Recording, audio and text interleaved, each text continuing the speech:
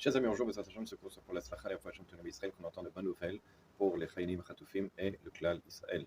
Alors, concernant Shabbat, vous savez que c'est pas parce qu'un non-juif il n'a pas à faire Shabbat qu'on peut lui demander n'importe quoi. Tous travaux qui sont interdits pendant Shabbat de la Torah, comme cuire, comme allumer le feu, comme allumer la lumière, on va dire comme ça, comme tous travaux qui sont on appelle les 39 travaux, et il y en a plus d'ailleurs, on n'a pas le droit de demander à un non-juif de le faire pendant Shabbat. Ça veut dire quoi? Je ne peux pas dire à un non-juif, allume-moi la lumière, allume-moi le feu, cuis-moi ce plat-là, etc.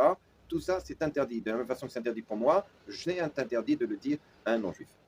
Par contre, les interdits des rabbinans, des sages, comme par exemple porter quelque chose dans un domaine qui n'est pas un domaine public, etc., prendre quelque chose qui est moxé, qui est par exemple un marteau, le déplacer, ou une radio, le déplacer, ou peu importe, c'est quelque chose qui est des sages. Si c'est les tsorir pour le besoin d'une mitzvah, dans ce cas-là, j'ai le droit de demander à un non-juif de le porter.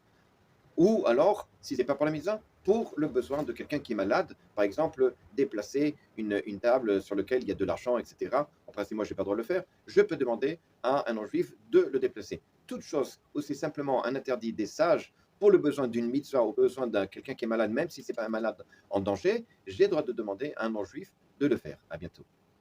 Alors, n'oubliez pas, chaque fois que vous avez une question, la communauté a une question, donnez-les-nous, on essaiera de débattre, on essaiera d'en parler, Bezrat Hashem, afin qu'on puisse faire profiter au clan d'Israël. À bientôt.